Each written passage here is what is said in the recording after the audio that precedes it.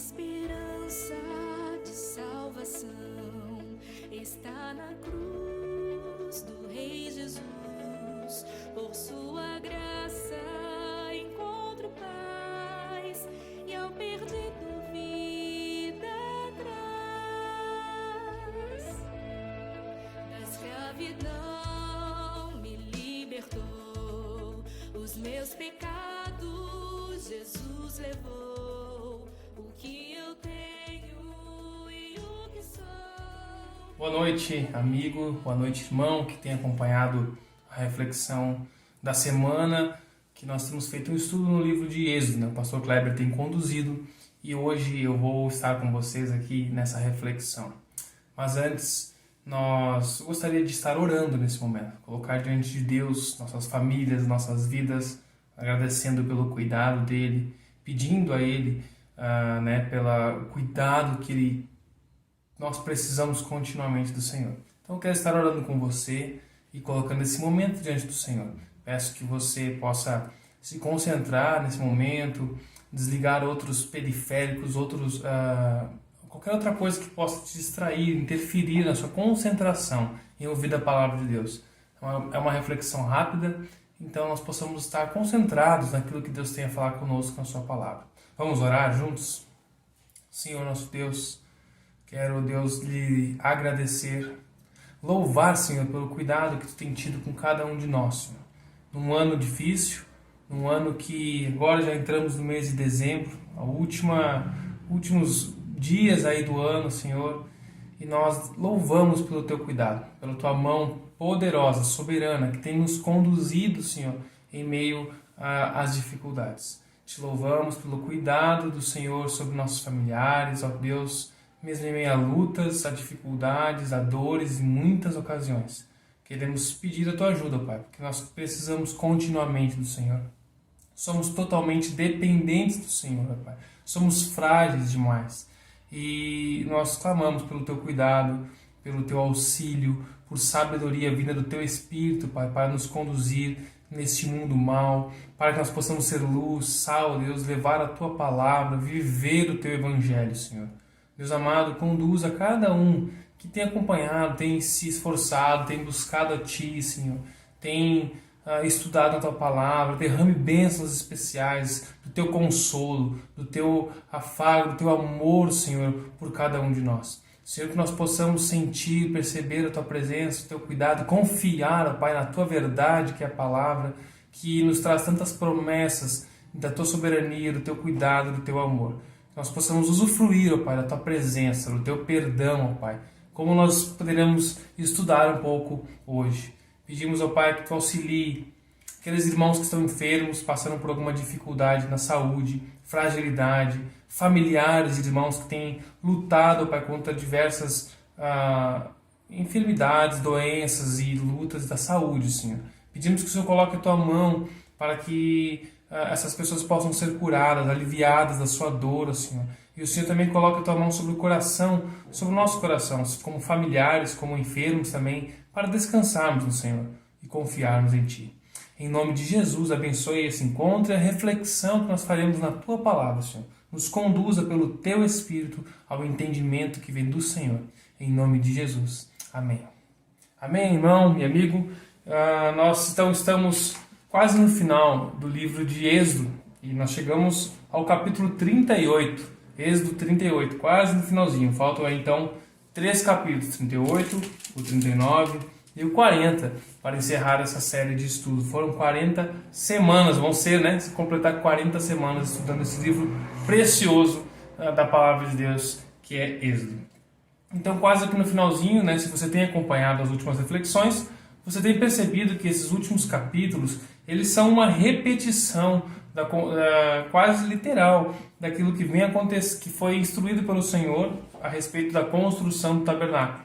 Aqui então Moisés lidera e conduz os artesãos que lideram o povo à construção do tabernáculo e todos os detalhes. Então, no capítulo 25 ao 31, nós podemos ler até com certa dificuldade, talvez devido à quantidade de detalhes minuciosos que Deus coloca aqui na sua palavra e as instruções do planejamento da construção do tabernáculo, né? E os instrumentos devidos ao tabernáculo, que representariam a presença de Deus no meio do povo.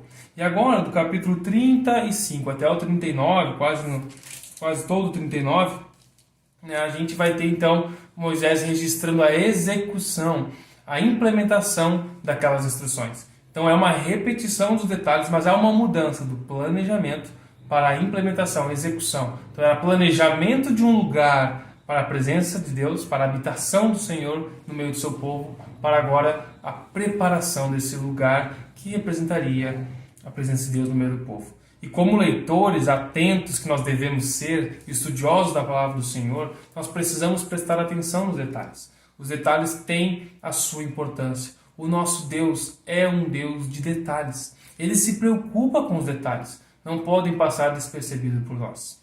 Vamos então agora ao capítulo 38. Abra sua Bíblia em Êxodo 38. Eu vou ler aqui na nova versão transformadora, a NVT. Mas antes, talvez já passou na cabeça de algum de nós, na minha já passou, né? Por que Deus repete tantas coisas? Por que é repetitivo? Deus diz, faça assim, assim, assim, assim, assado. E aí Moisés foi lá e fez assim, assim, assim, assado. Por que essa repetição, né? Talvez você já pensou que não poderia lá no final do capítulo 31 uma sentença tipo assim, então Moisés foi lá, explicou tudo para o povo e o povo executou tudo conforme Deus havia ordenado. E aí ia poupar uns 5 capítulos aqui quase, né, de explicação do que foi feito. Engraçado como parece que a gente sempre tem uma sugestão melhor de como as coisas devem ser feitas. Deus quis que isso fosse repetido. Há outros momentos na palavra de Deus em que não há repetição, em que Moisés simplesmente registra, ele foi e falou ao povo. Mas há momentos em que há um registro repetitivo e Êxodo faz isso. E aqui agora de maneira mais intensa. Mas a pergunta é, o que nós podemos alcançar com a repetição desses detalhes todos? Essa é uma pergunta a qual eu quero voltar no final da reflexão de hoje. Vamos então ao texto. Primeiramente, Êxodo capítulo 38, do versículo 1 ao 7, primeiro, que diz o seguinte.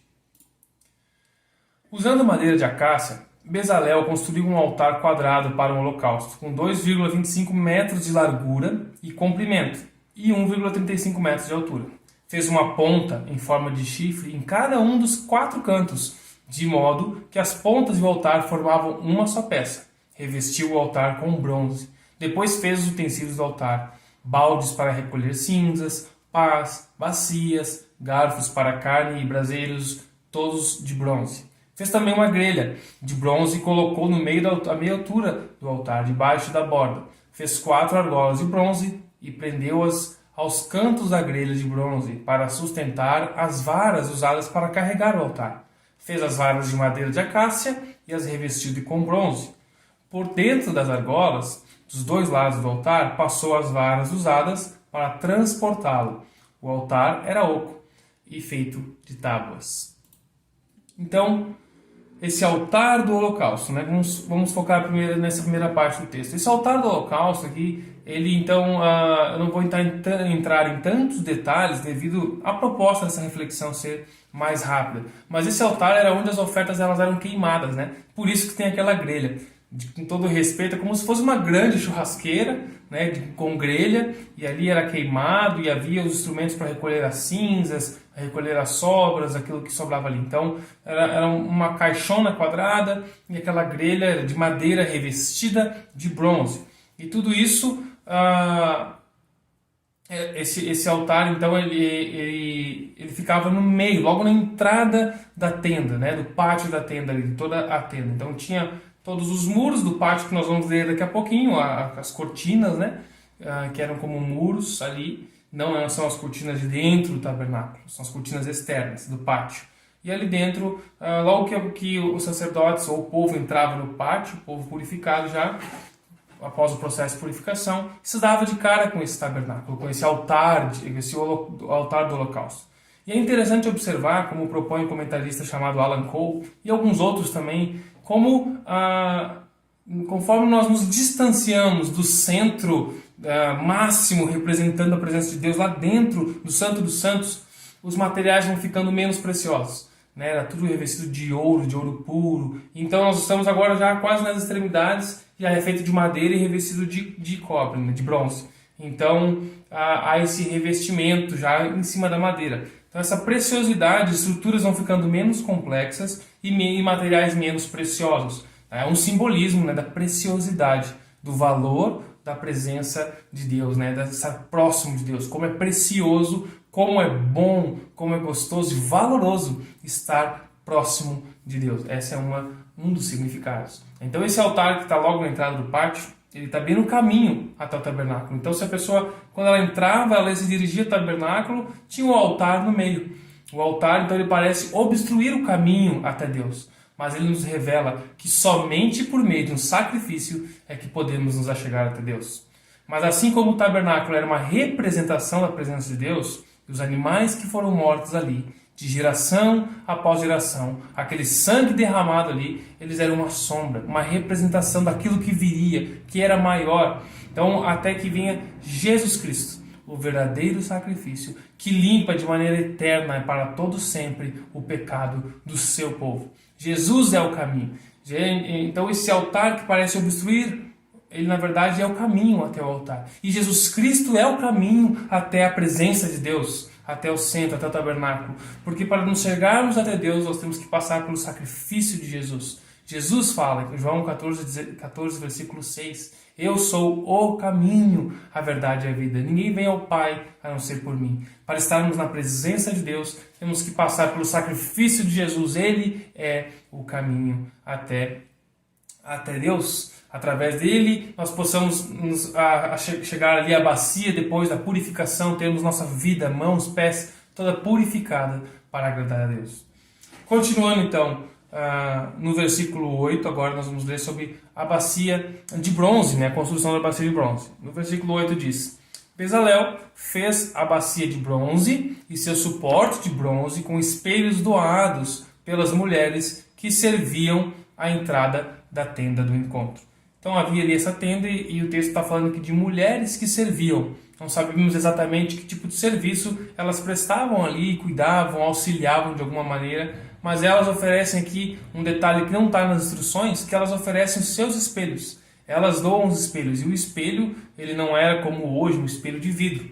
O espelho ele é um metal muito bem polido que ia refletir de maneira mais parecida à imagem, então não era tão precisa como hoje nós temos os espelhos com reflexos tão bons, mas era um latão bem polido. E elas oferecem esses latões delas de bronze para se fazer essa bacia. Elas abrem mão dos seus utensílios pessoais que elas trouxeram do Egito, isso era muito comum, né? E elas trouxeram junto para ofertar a Deus, para fazer parte daquilo que seria estar em comunhão com Deus. Então há esse significado por trás disso também. Então, os objetos pessoais eram entregues para ofertar a obra de Deus. Nós podemos ver esse desprendimento voluntário dessas mulheres. Agora, do versículo 9 até o versículo 20, a gente lê sobre a construção do pátio. Então, vamos ler Êxodo 38, do versículo 9 ao 20. Bezalel fez ainda o pátio, que era fechado com cortinas de linho finamente tecido. As cortinas do lado sul tinham 45 metros de comprimento e eram penduradas em 20 colunas apoiadas firmemente em 20 bases de bronze. Pendurou as cortinas com ganchos de argolas de prata.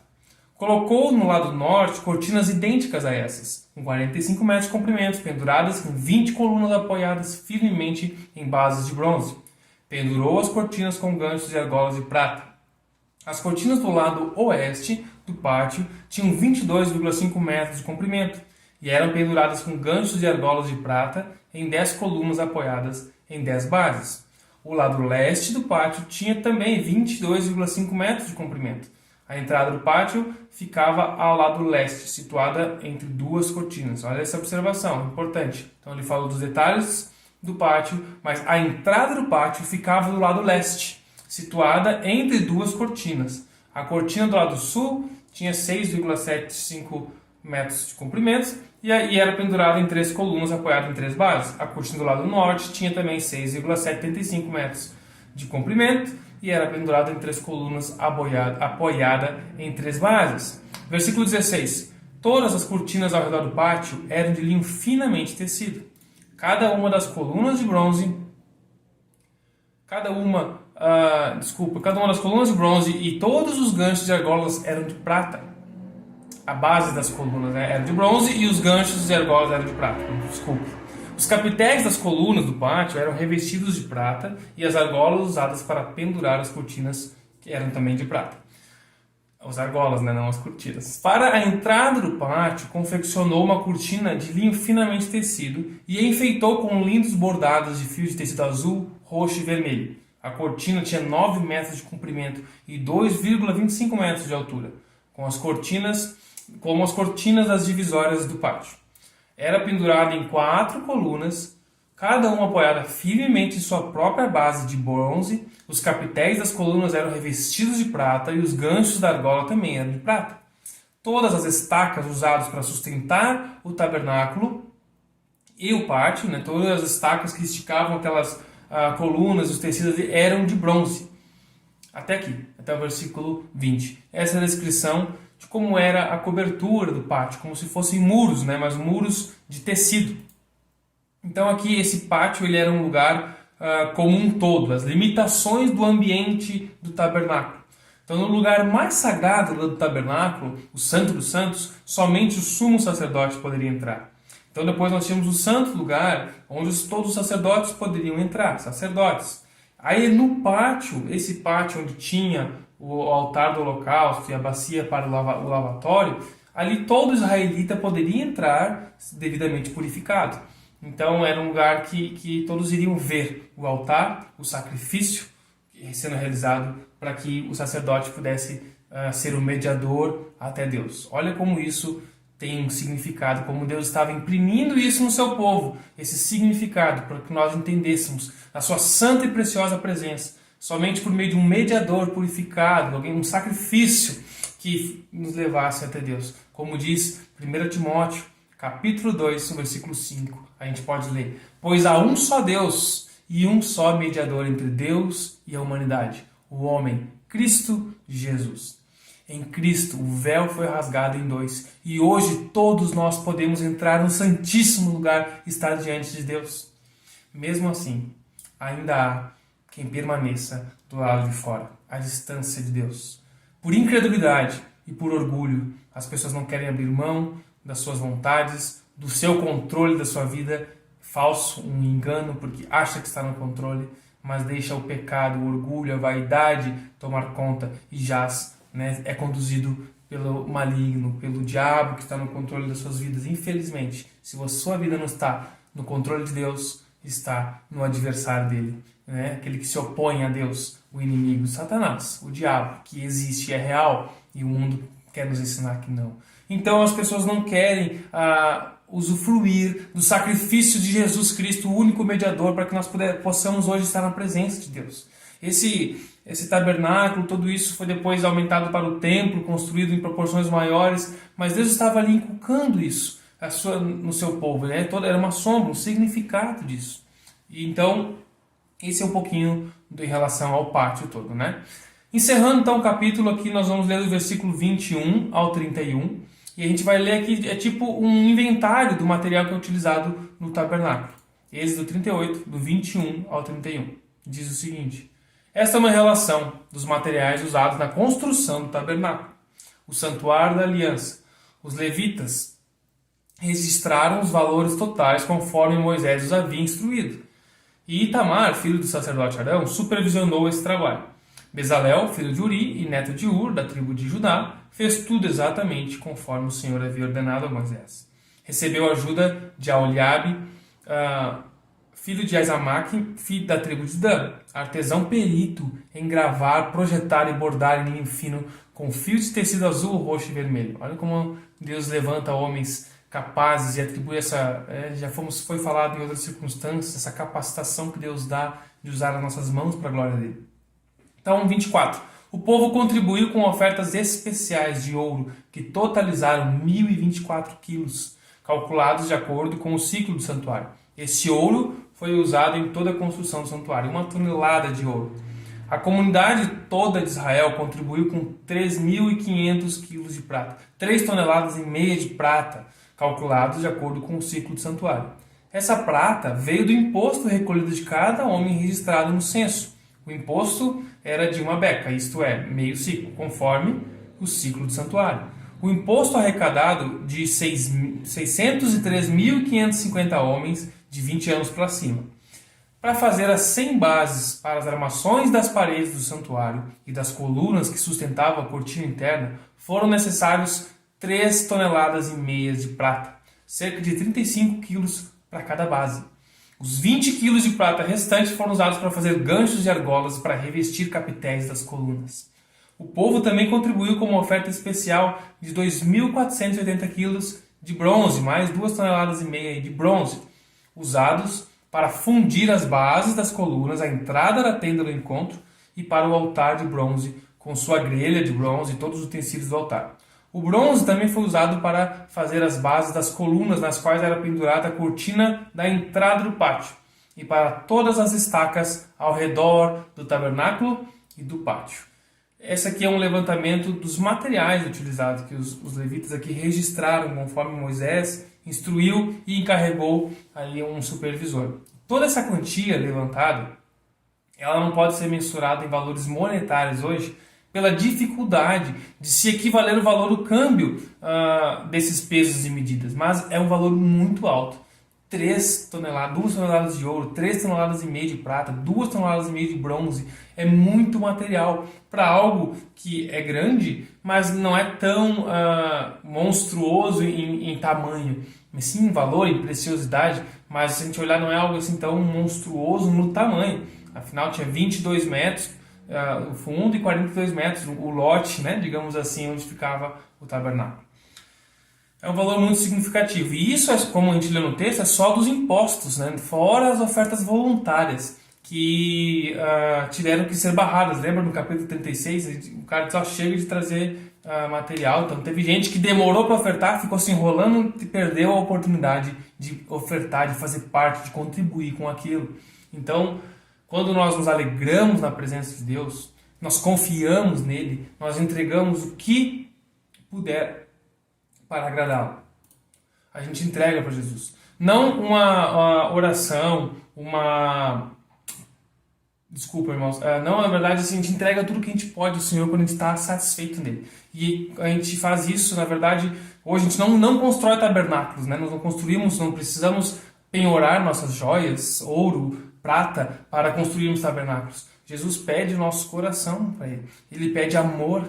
O que ele pede de nós é o que ele nos oferece. O amor dele e muito mais. E isso envolve sim botar a mão no bolso para ajudar o próximo, ajudar outras pessoas, ajudar com uma cesta básica, ajudar com alimentos, ajudar com carona, ajudar com combustível, ajudar com uma conta de luz de alguém, ajudar com a mensalidade de um curso que alguém pode estar passando uma necessidade e precisa do curso para manter o emprego. Então nós precisamos saber das necessidades uns dos outros e ajudar, nos envolvermos. E isso com alegria, né? Como Paulo escreve aos Coríntios, Deus ama quem dá com alegria. E nós precisamos aprender desse desprendimento. Se for necessário dar os nossos espelhos da nossa casa, como essas mulheres fizeram, né? Eram objetos, claro que hoje nossos espelhos não têm esse valor, mas elas deram aquilo que tinha um valor para elas. Então, se for necessário a gente abrir mão de algo que tem um valor para nós, e a gente precisa fazer isso para glorificar a Deus, para suprir o povo de Deus, para suprir o próximo. Nem sempre vai ser um irmão em Cristo passando necessidade, mas um vizinho seu, um familiar. E vai ser uma excelente oportunidade para você testemunhar do amor de Jesus que cuida das pessoas, se importa com pessoas. Então isso é um grande encorajamento para nós. A gente fazer isso para a glória de Jesus, com alegria. Visitar o nosso coração. O que nós não temos aberto mão? Será que a gente está tão apegado aos nossos bens, nos nossos espelhos, que a gente não consegue abrir mão para ver a obra de Deus sendo cumprida? Deus vai fazer a sua obra. Outras pessoas vão se levantar e vão ofertar. E vai chegar um momento que vão dizer, eu não preciso mais de você, como aconteceu no 36. Então nós precisamos participar e poder fazer parte disso. E não precisamos chamar a atenção, como Jesus nos instrui, né, em Mateus, que a nossa mão direita não veja o que a esquerda está fazendo. A gente tem que dar e atribuir a Deus a glória. Ninguém precisa saber. Agora, focando aqui no nosso capítulo, todas essas instruções, todas essas explicações, elas poderiam ser feitas lá no capítulo 25, 26, 27, 30, onde há essas instruções. Então, eu volto àquela pergunta inicial. O que nós podemos alcançar com a repetição desses detalhes todos? Um teólogo canadense, 79 anos, vivo ainda, com 70, quase 80 anos, aí, chamado Victor Hamilton, ele fez quatro propostas interessantes que eu quero compartilhar com vocês, que nos ajudam a responder essas perguntas, né? Como a gente alcança, o que a gente pode alcançar com a repetição desses detalhes. Primeiro, há casos em que Deus fala algo para Moisés, como eu comentei no início da reflexão, e que ele não registra repetindo, ele simplesmente comunica ao povo. Moisés falou ao povo, disse ao povo, não há um registro bíblico da repetição em alguns casos. E aqui, nesse caso da construção do tabernáculo, há uma grande repetição. No primeiro momento, Deus fala a Moisés o que deve ser feito. E agora, Moisés fala a Deus o que o povo está fazendo, o que está sendo feito. Então, a voz de Moisés agora é importante. Aquele Moisés que tinha medo de não ser ouvido pelo povo, de não saber falar porque é gago, do povo não vai dar ouvidos a ele, agora ele registra que o povo deu ouvidos a Moisés, o profeta de Deus, que é voz de Deus, e agora o povo faz exatamente o que Moisés mandou, porque Deus ordenou. O povo confia na liderança de Moisés nesse momento. Então a gente pode ver isso.